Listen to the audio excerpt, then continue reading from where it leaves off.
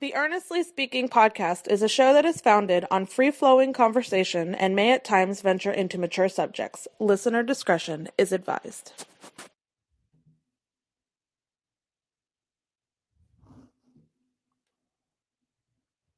It did it again. It did it again. This damn intro. I'm telling you, this is horrible. Anyway, back to the Earnestly podcast. I am not messing with this anymore. So it worked one episode this today, and it won't work on this one today. We're joined here, of course, by the Degenerate himself, Zack The Degenerate. Sorry, no intro for you guys today because, technical issues, of course. We're coming, what is this, tonight? April 30th, 2024. We're literally 2 hours and 52 minutes from my birthday. I turned 44 in less than 3 hours. Old ass mofo myself. Zachary, what's up? Feeling young tonight, man. I'm a young 43, buddy. You feel young? Well, yeah. You don't have any children either, so that's the thing. You don't have the. No, that's why I look young. My only excuse I look young because I'm black. Other than that, I'm that's it. So anyway, we got a lot to get to today in the show. A lot to get to and get done in a 30-minute time frame. As I'm bringing up the topics here that we decided to go over on the show. As we so right now we're recording the show at 9:09 p.m. on a Tuesday night, in the middle of the fourth quarter of the Sixers-Knicks Game 5. Okay, currently Sixers are out 77-24. We may likely be finishing this podcast when this game goes final. Likely, we'll see. We'll see how everything plays out because this can go to overtime also too. I mean, this is a very tight game right now. But let's review all the series right now that are currently going on still. Right now, we'll start your boys first. Magic Cavs at halftime, Game 5, 2-2 series. Where's that going? They came back. No, not one game. Not one competitive game yet in that series until today. It's clearly a 7-game series on the home. So as I said, hopefully my boys show up in Game 7, man. They're young enough. They should be spry and ready to beat the shit out of them. But they're from Orlando, not Detroit. I told y'all the Cavs were frauds, man. Frauds. So if they win this series, and then they have a nice matchup against Boston, a one-headed monster. Oh wait, yeah, they're the 4 seed. So, I mean, will Boston be the same without Kristaps though? They can go do. They'll be all right about Kristaps anyway. They first off tomorrow against Miami. Jimmy Butler, Terry Rozier, and now Jaime Jaquez have not traveled with the team. Okay, but here's the situation. You lose Kristaps. All you have is old as fuck. Not Howard. What's his name? From where? For Boston. Horford, yeah. So you have old ass Horford, and then you have Tatum. That's all you have for rebounding. Going against Allen, Mobley. I don't want to hear. Well, right, but look, size makes a difference. If it's about Cavs and Celtics, okay, I'll give you that. First off, Porzingis is out Game 5 tomorrow against Miami. They don't need him. We don't know what the injury is, so how bad? I think it's a calf injury, isn't it? Yeah, it's a calf injury, but how bad? They said multiple games. Now that could be 2 or 3 games. That could be whatever.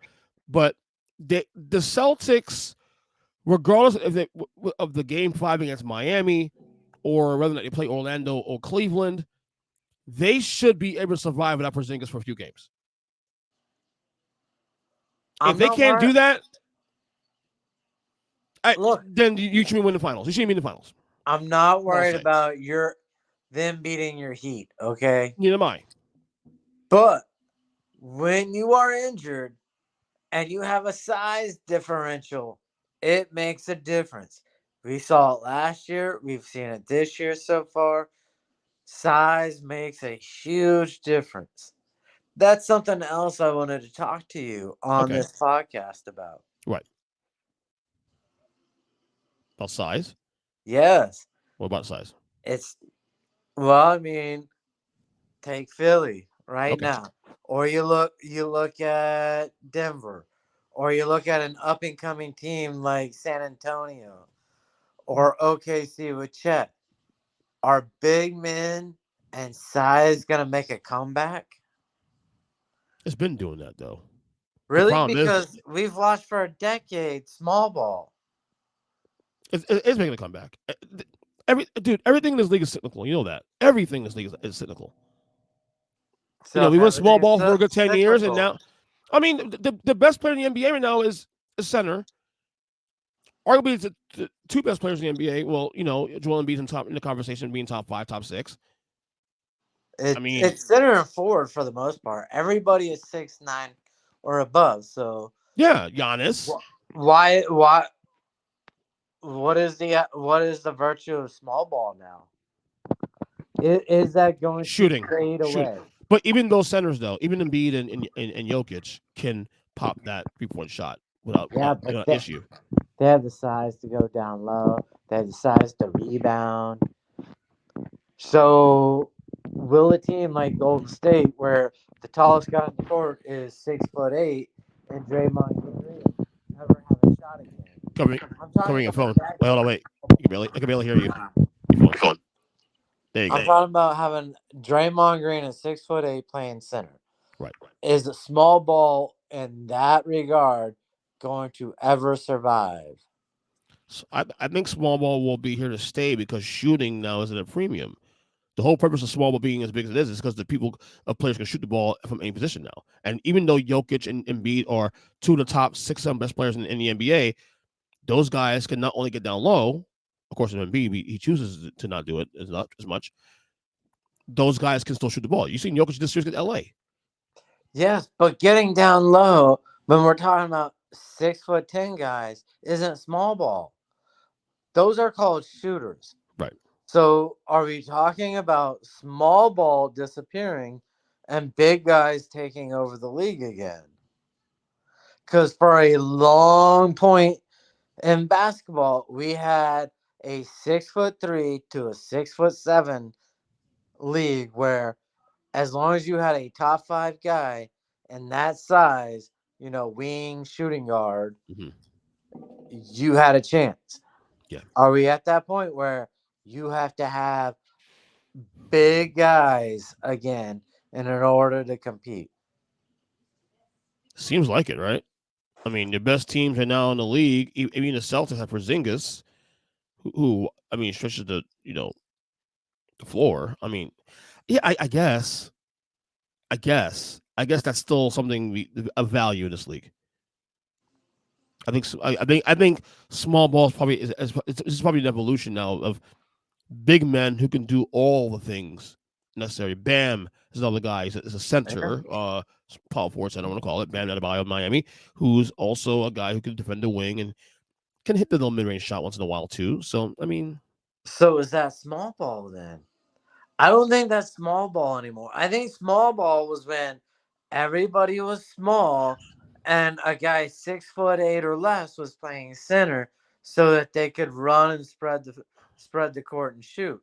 Now you're watching the dominant teams in the playoffs, and they're guys who are 6'10" or above who can spread the court and shoot and also play down low.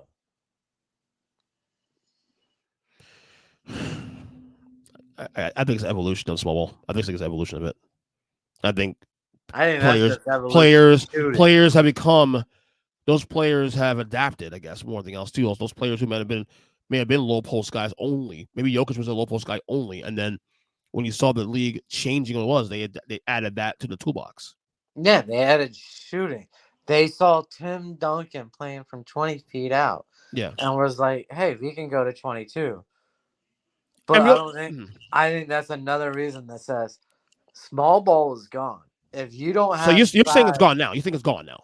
I believe small ball is done. If you do not have size on the court, you do not have a chance anymore. Oh no, I know. To your point there, Golden State, for example of that. Yes, I think small ball as what we perceive to be small ball back in the day is over now. I would say with the Heat even because You guys are kind of small. You literally have Bam, and that's about it. Yeah, that's true. All right, It's very true. I. It's just what I see. I see it even with New York. They have size also too, but I mean, they don't have guys that can shoot the ball. But I Well, guess if Randall was playing, they would be a complete team with size. right. Right now, you have the center position with no shooting at that skill level. Right. All right. Anyway, so I still have Cavs in 7 in that series. What do you got going on that one? Well, since my first prediction of Cavs in 4 is out, I'm going to take the Magic in 7, like I said. Homer, and back on the wagon because you could have no faith in your damn team. Good job, Dude, buddy. I said it was one of two options. First 2 games made it look like the Houston Rockets in 94, 95, okay? Yeah. Some excuse there. Okay. I feel like look. I think I had this going to 7 games, but right now New York's up by 3, make it 5 now with Jalen Brunson. Does that count? There you go. That does count. Maybe I'm wrong here. That's Patrick Ewing. But I'm probably wrong about that. I had 6 initially. I look wrong here, of course. What you got now as we watch this series? I think New York wins it tonight. Yeah, it looks like they're going to pull away now. Up by 5 now, maybe 6 now with Brunson at the line. Indiana, Milwaukee tips off in about half an hour. 3-1. Pacers. No Giannis, no Dame tonight. It's over. I got Pacers winning, closing out game 5. I mean, my money's on the Pacers in 5. So literally your money, literally. Yeah, so I'm definitely rooting for them. And to me, this is shaping up to be another injury-plagued finals run for one team to get all the way to the finals and have an easy ride, and it's sad. Boston, right? Yeah.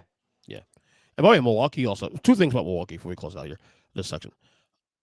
Since winning the title in 2021, they have not been able to defend their title in 2021 as a full unit. 2022, Chris Middleton missed most of the playoffs. 2023, Giannis missed the series because Miami, part of the series in Miami last year. And now this series, no Giannis, Dame now missing games 4 and 5. And they got rid of Bud because Middleton was out. Yeah. And Budenholzer was one of probably the 5 best coaches in the league. And because you had a superstar throw a temper tantrum, I think that's going to hurt his long-term legacy. Yeah. And his window might be not as big as you think it is.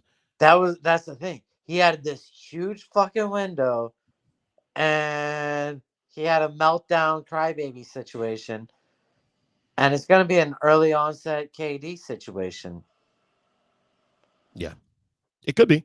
He's lucky he has a ring. He's lucky he has a ring at this point. His window may only be like 2 or 3 years left because not because he's not good. This is that because he's solely a power player, he has no outside presence. Really, very little to no outside presence, no perimeter game. This is where his game could hurt. I'm not too worried about that part, but when you screw up your actual prime of your career, you lose out on a chance to be a legend. And that's what he did. He cost himself a chance to be a legend. All right. I understand Middleton went down in 2022. Yeah. But if you wouldn't have gotten rid of the coach, how would 2023? Here's a question. Which coach, though? Are we talking about Bud or are we talking about Adrian Griffin? That was another one. You got rid of a championship-winning coach. A guy who could take a team led by Al Horford in Atlanta to 60-plus wins. Yeah. One of the best coaches in the league, and you had a meltdown. And now that's going to cost you. That could cost you your entire legend career. I'm with you 100% on that one. Well, here's the other thing too. Also with the Bucks too as well. Doc Rivers has been a disaster. All right, so far under 500 there. He now has a built-in excuse now for next year because he has no Dame and no Giannis, which sucks. Yeah. You know, it's title bust next year for Bucks or they're done. That's simple. 2 more series here we can touch on. Heat Celtics. Celtics got 3-1 now. Going back to Boston for Game 5. Boston without KP for this game and probably multiple games we just mentioned earlier. Miami, however, no Gene Butler, no Terry Rozier, and now no Jaime Jaquez. Not all three guys not making a trip to Boston for Game 5. Still over. Still over. Yeah. I don't know if Santa Claus could bring you a victory tonight. No, I think they checked out also too. Now the best series of the first round, obviously, is the one out west.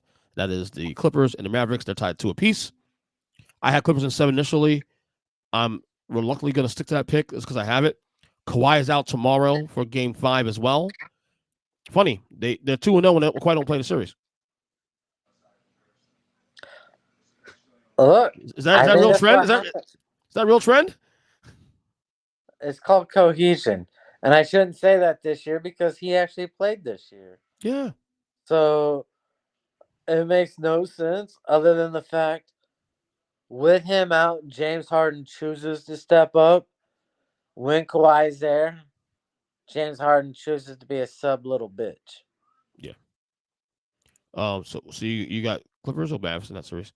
I got Clippers in 7 because you know who's on the other side of that this bet? Kyrie. He's been good in the series though. Yeah. What's his name again?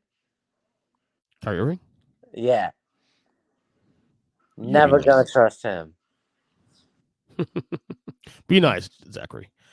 All right. What else I have on the list here to talk about? This thing here. Oh yeah. Let's give out letter grades for the eliminated teams right. You got 3 eliminated teams right now. If Philadelphia loses here while we're recording, we'll give them a grade as well too. Let's go Phoenix Suns, who finished the year 4-9-3-3, lost and got swept by the Wolves. What letter grade giving them for this entire season?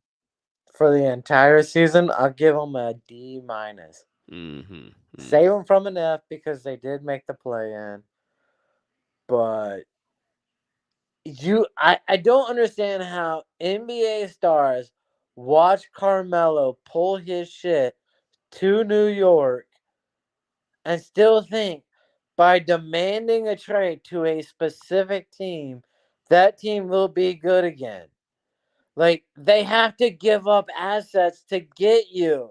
You will not be a complete team. If you want to go play with your buddies and have a winning team, you literally have to wait till free agency. I'm with you. Then I'm at a D. Not as bad, but I'm going D. Obviously, I had them winning 55 plus games this year. That didn't happen. They were 60, barely missed a play-in. I think they clinched the playoff spot in the last day of the season. Yeah. And then look, Minnesota winning the series shouldn't be a surprise. It's the way they won. Wait. Why is it not a surprise? Because Phoenix destroyed them during the regular season. Yeah, I get it. But what I'm saying is that Minnesota, I had Suns in 7 that series because I thought it'd be a competitive series. The fact that Phoenix can get 1 fucking game and 3 of those games are all blowouts, sad. Kevin Durant is gonna go down my rankings, top 10 top players in the league. That's gonna happen definitely. This is a badly constructed roster, too top heavy. This is a 2012-13 type roster, like a Big 3 Miami Heat, with no talent around it. I mean, it just falls on the ownership group and all that. So, definitely D. Yeah, you're right about that one. 9 points and fouled out in an elimination game. You know, how amazing is that? So D for me is the Sixers as well too. Frank Vogel. Frank Asola, the writer. Frank Vogel. Does he survive? No, because they want to have an excuse.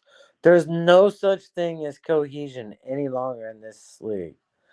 You have too many superstar crybabies who are so fickle that you offend them one goddamn time. Mm-hmm. They quit on their teammates. Like, literally, KD's like, oh, I didn't like how Vogel played me. So you know what I'm going to do? I'm just not going to try the rest of the season. I understand I have teammates and chose to come here, but I'm going to be a little fucking bitch and not really try because I'm going to be a whiny little bitch. And that is most of the NBA now. Katie's legacy. He's Massive no hit, right? longer a top 20 player All all time. time. All time. Like he's falling down the list because what does he have to show for it? One NBA finals without Golden State and a couple of conference finals where he literally blew a lead, a 3-1 lead. Yeah. It's a bad look. And It's a the bad look. last 5 years of your career has been first round and done. It's a bad look. But yeah, give him a D, definitely. All right, next team here, the Pelicans, New Orleans Pelicans were the 7th seed. I think they were also a 4-9 win team as well. This year, swept by the Thunder. What grade are you gonna give them? Look, I'm gonna give them a B minus because they actually exceeded my expectations. One, they were competing for a top 2-3 seed all the way up until about the All-Star game. Then you managed to get Zion Williamson to show up and play for pretty much the entire season. Mm-hmm. I think the playoff round would have gone a little different had he not been injured. I think it's still lose a series, but they might go 6-7 games maybe. Yeah, Zion's worth 2 game wins at least. because he's so special. Yeah, I agree. And by the way, they had the same record as Phoenix, by the way. I'm in B as well too. Zion staying healthy most of the year. They actually exceeded expectations in a tough Western Conference. If Zion's healthy for even 1 or 2 more games, maybe they get into that playoff situation instead of Phoenix. You know, so I'll give him a B definitely for that. All right, and finally, well, actually no, because right now I think we're gonna get to Philadelphia. I think about to lose this game. The Lakers, play-in team this year, 47-35. What grade are you giving the Lakers? I'm gonna give him a C plus. Same here. They Satisfactory. really exceeded my expectations. They couldn't really do anything. They couldn't really do anything to help the roster mid-season, Right. just because of the way contracts line up. But had they played anybody but Denver, I think they'd have gone 7 games or probably won the series. They have a size and expertise level over almost every other team. I feel like they beat every team in the Western Conference in Denver in a 7 game series. You can make a case for Minnesota against them and maybe even the Clippers because of the matchups they've had through the years. But I think the Lakers in the playoffs with LeBron, if it's not Denver, they're playing to the conference finals. I don't know 100% about OKC, but I Oh no, know I it would think probably they go still. 7. No, I think it'd be OKC, and I beat them in 6 games. I think honestly, I think the OKC's youth. I mean, look, I'm not saying OKC's not doing a good job against New Orleans, but again, it's New Orleans on Zion Williamson, the best player. Kind of got to go down the curve. You know what I'm saying? The No, I Lakers, hear you. the experience. You gotta kind of give them the edge. I think the only 2 teams that can probably would have given Lakers fits outside Denver would have been the Clippers or the Wolves now, which we'll get to in a Yeah, second. I So definitely think the Wolves. yeah, we'll give grades if Philadelphia loses this game next 25 seconds. We'll give grades from a second. Let's see.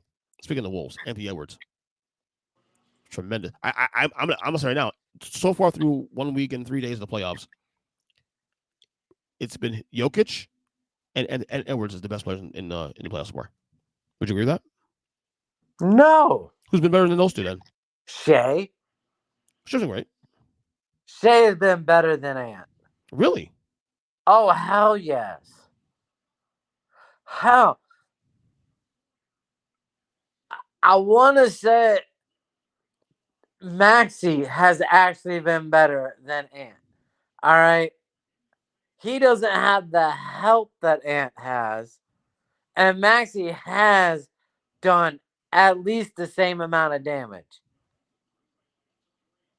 Interesting. But let me ask you this then. Overall, Anthony Edwards, is he a top 5 player now in the league? No. That's a emphatic no. I don't even know if you could make an argument to put him in my top 10. If you're doing a list this year, next year right now, based on what we've seen so far, is he's not a top 10 guy? in next season?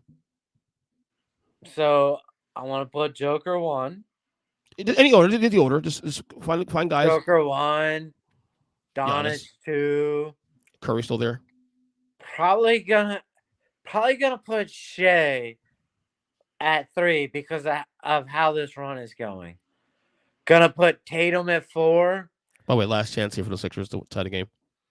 Maxey for 3. He hit it! Oh my god! Tie game. Speaking of Maxey, shit, boy. I'm on a fucking delay. Oh, my bad. Nick's going for the win now. Nick's going for the win. Brunson? Nope. We're going to OT. God damn. So no grades yet for the.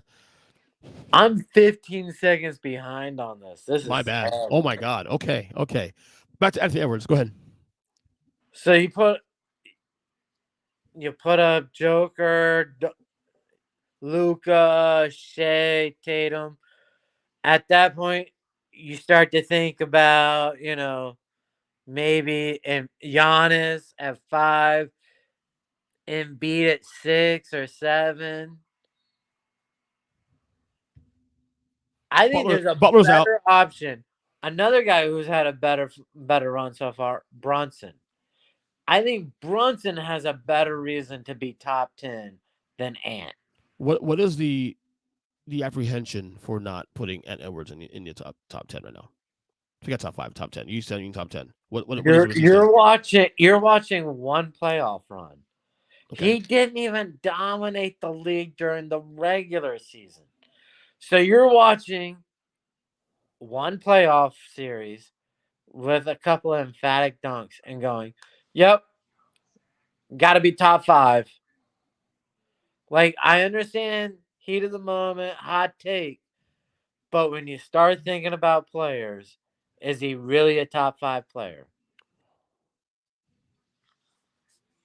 I wouldn't go top 5 just yet. I think top 10 is definitely on the table. What, at 9 or 10, right? No, so here's what's going on, and I'll give a little bit some of this was some of insight and some inside baseball's going on with me and in my personal life. So my neighbors, that massive fans too of basketball, and one of my neighbors, Chris, shout out to my boy Chris. He thinks Edwards is the best player in basketball now, and I keep telling him you can't cut the line just yet. He's the most fun. He's definitely. We'll definitely have a discussion with all my neighbors about this conversation about where he places in there. Is he top 5? Is he top 3? Whatever. And I told him, like, I'll give him top 10. Top 5 is up for discussion. But you have to wait. My thing is I want to see how this playoff plays out first. It's a fluke conversation. If Ant Edwards, for example, for some reason beats Denver in this series, which we'll get to in a second, an early prediction on that, beats Denver, in this series, and somehow Minnesota goes to the finals and wins a championship, and he's the best player, then we have a conversation about, okay, now we're gonna place him. Yeah, that is so many what ifs. He's got to be dominant against Denver in the second round. I agree. He then has to be dominant in a conference finals. And then he has to be dominant in a finals, and his team has to win a finals. That's 5 levels just to get to a top 5. Yeah. I don't think it's going to happen. But I'm just saying, hypothetically, if those things play out, the opportunity is there. If he does do it. How come how come everyone is so disrespectful to Tatum? I feel like Tatum. You know my complication with Tatum for the last couple of years now, so not surprised. But what's he had? He's had Jaylen Brown, right? That's it. Now he has Porzingis and Jrue Holiday. Now this year, I don't know. Who's putting Al Horford in the top 75 from last year? I'm not. Okay. Who was putting Derek White in a top 50 last year? Probably nobody. No, I think Tatum's a top 6-ish, 5-ish player. He's definitely not fringe or anything. Coming to the year, I had him number 6 on my list. And going by last year, how many people wanted to put Marcus Smart in the top 50? I wasn't doing it. So he had 3 starters you wouldn't even put in your top 50 to top 75. And yet nobody gives him the respect he deserves. Yeah. LeBron gets to play with AD. Guaranteed top 5 when healthy. And LeBron gets considered to be still top 10, top 15. Jamal Murray gets to be considered top 20, top 25, while he gets to be played with The the best best player. player in basketball. Right? Yeah. Damian Lillard is still holding on to top 20, top 25 because he's playing with Giannis. But Jason Tatum can't crack top 5 when the only guy he has is Jaylen Brown. Most people will actually put Tatum in the top 5, 6 area. Again, 5, 6, and you're here ready to rush. Well, I mean, coming to the year, it was to me. It was. I mean, if I'm doing this now, maybe he's in the top 5. It was But Curry, Giannis. a bull rush for Anthony Edwards in the top 5 on I'm not saying it. I'm saying one playoff series. okay, no, but I'm not saying I'm not going him. Well, okay, I actually agree with you on the top 5 thing. I need to see more before I give him that knowing him there. But top 10, maybe. Maybe 9 or 10, maybe. Okay, that's all I'm asking. That's it. But that's different. That is a huge difference. I mean, right? I had Jimmy Butler in my top 10. He's out. Yeah. Oh, yeah. You know what I'm saying? After what I saw this year, Wemby is already a top 15 player. Oh yeah. Zach, I'm telling you, when you and I and Chris do our list next later in the year, yeah, that can be a lot. I'm working. I'm gonna work on it right now. So you have Anthony Edwards trying to be 9 or 10, and a second-year player who's already top 15. Yeah, I need to see more. I'm with you on that. I need to see more. Top 10, yes. Top 5, he's not there. Let's wait until this playoff. If this playoff run, let's okay, Zach. In a weird world, let's say Edwards. That's a lot of what ifs, and I'm with you. I agree with what you said there. The greatest dream run for Anthony Edwards. If Ant Edwards runs the table, wins the title this year, and is the dominant force he was in the Phoenix series, okay, and he continues this against beating Denver, then beats OKC, and then he goes number 4. Then he moves to 4. So it's on the table. If he wins the title this year, it's on the table. It's not on the table because he's only done 1 round. Okay, I'm just play with me here, bro. If Anthony Edwards and the Timberwolves win the title this year, and he's the best player while doing so, do you put him top 5? All right. Because he would have done something that team has not done yet. Then give me this one. I got player B. He's got 4 conference finals. He's got 2 NBA finals. He's been all NBA. And he's only been in the league for 7 years. I know what player B is. And player B would have been beaten by Anthony Edwards in the scenario too, but for record. You sure? Well, Boston will be there. Is player B Jason Tatum? Okay. Exactly. I got one with a huge list. I got one with a huge fucking list. Right, but again, here's the thing. You know what everyone says when I give that list? Oh, well, he's played with Tatum. But when I give the list for Tatum, they're like, well, he's got Jaylen Brown. Okay, player B was what? Was Tatum? Jaylen Brown. Jaylen Brown, okay. In the scenario, too, though, Anthony Edwards would have beaten Jokic, KD, SGA, who we're battling out having this discussion, because I'm assuming OKC will. Well, we'll see. I'm going to assume OKC will beat the Clippers or the Mavericks. I'm assuming that. And then beats Boston in the finals. At that point, can I ask you something? Go ahead. Yeah. Who's ahead right now, Jaylen Brown or Anthony Edwards? My list coming to the year, I had Jaylen Brown ahead of Anthony Edwards. And who's ahead now? Anthony Edwards ahead of Jaylen Brown right now. Off of 1 playoff series. No, off of he's just a better player overall right now than Jaylen Brown. Okay. In my opinion. That's all I'm saying. All right. It's not that hard. I don't think it's that controversial, to be honest with you. Yeah, I think it's that controversial. And I love Jaylen Brown. I'm a Jaylen Brown fan. 2 more things to get you out of here. 2 more things. So, staying with the Wolves. Wolves, Nuggets, probably going to be the best series. I'm going to say right now, this could be the best series of the entire postseason, honestly. It probably will be. I'm gonna say right now, winner of the series goes to the finals in the West. Well, I hope it's the Wolves. I So, bet. so, I so, bet the so Wolves. Edwards number 5. Well, I bet the Wolves will win the Western Conference, and I bet the Wolves will win the finals. So I also did the same thing with OKC. So I'm taking Denver in 6. I You was got. just taking the money. I'm taking Denver in 6. Who you got? Oh, I'll take Denver in 5. I can see that. They have said the Nuggets have said though. Multiple players have said this. Mike Malone said this too. Also last year, that last year's title run, that their toughest matchup was against Minnesota. Now you have Gobert healthy. Okay. You also have Edwards with the leap now from last year. So this should be a lot more competitive now than it was last year. You would think so. Yeah, that's called coaches talk because I watched last year's playoff run, and their toughest competition was the Lakers last year. I thought maybe Phoenix too. Phoenix they took 2 games out of that series against them. Yeah, and most of the other games were not competitive. Mm. I'm Sometimes it's like when Philadelphia and Allen Iverson won a game against the Lakers in the finals. Yeah, he won a game, but it wasn't really a competitive finals. right. Agreed. Agreed. Agreed. Anyway, I got Denver in 6. You got Denver in 5. Cool with that.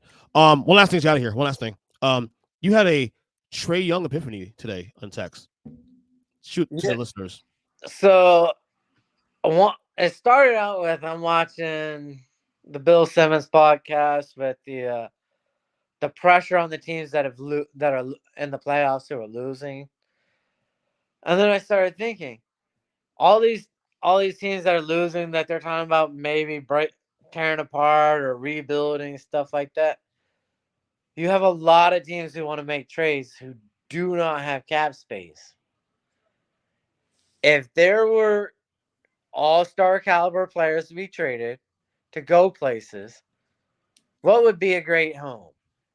And then I started thinking, you have Atlanta who 3 years ago was at Eastern Conference Finals. show up. And they played really good this year without Trae Young. So maybe one of those stars that should be traded is Trae Young. And a team where he would fit, I think, perfectly because he can't play a lick of defense because of how small he is to go play along a 7'10" guy. I think Wemby and Trae Young would be perfect. When I tell you in text, I actually agree with you on that 100%. Because he's so bad on defense, but yet you have that guy behind you who not only plays well inside the paint, but also on the wings too. So Yes. he can mask Trae Young's bad defense, and they need someone who can control the floor in the way he does, and his offense. He'll easily be the best player on that team, easily better than anything else that Wemby has in San Antonio. I actually agree with that 100%. I think Trae Young and him Wemby that's a playoff team right there. And you don't have to worry about Trae Young and the point that he's going to be such a ball hog putting up shots. Because when you look at the number of shots he puts up a game compared to the rest of the league, as far as volume shooters, it's not that bad. Mm-hmm. No, I actually agree with it. And he I thought, averages close to 10 assists a game. So he's willing to share the ball with stars oh, no doubt about or with that. just players. He's a very good offensive player. No one Yeah. doubts that. It's just that he's just not a winning. If he's number 2 guy, that can work. You know what I'm saying? And he would easily be a number 2. Yeah, easily. Because Wemby will be best player of basketball in 3 years, like I told you. I agree. So anyway, cool. Follow Zach on Twitter at FSU Know It All with a K. How many Knowles got drafted, by the way? This week, Keon Coleman and Johnny Wilson went to Philadelphia. I couldn't believe Jimmy Wilson lasted till like the 5th freaking round. He's a one-trick pony. He's just a big guy. You're 6'8" and can jump over everybody. And you know what? He's not a one-trick pony. He knows how to run a route. At least that's part of the evaluation that scouts gave him. But whatever. A lot of these people shitting on Florida State. 4.5 speed and can run a route, and he's taller than everybody. We should have been in the freaking Final Four. We should have been in the playoff. So I'm still bitter about that. I don't give a crap. I know it's April. I know it's almost May, but I'm still bitter about it. What's up? I accept it after I lose 60-12. No, but no one played the fucking game though, Zach. Everybody pulled out of that game. I understand, but there is a level of heart and competition. I don't know if he would have gotten enough heart and competition, even with the quarterback play that we would pray to have from a backup. Right. So I moved on from that. Well, this game's still going on. It looks like we'll be able to get a letter grade for anybody just yet. So, Philadelphia wins tonight. Obviously, it'll be a game 6. But if they lose, we'll get a letter grade next week, of course. Zachary, what a game though. So. I wish I would have bet the tie. It was literally 20-1 to finish in a tie. And to your point, the Maxey thing, he's had a phenomenal game tonight. Phenomenal game tonight. He had 40-something, 43, I think, tonight. So anyway, I had Maxey points, assists. I had Philly plus the points, but the problem was I had New York winning. Right. I had a little 4-teamer going that way. Wow, Brunson's going nuts now. We got tie game. Holy shit. All right, man. We'll talk soon. All right. Later, bud.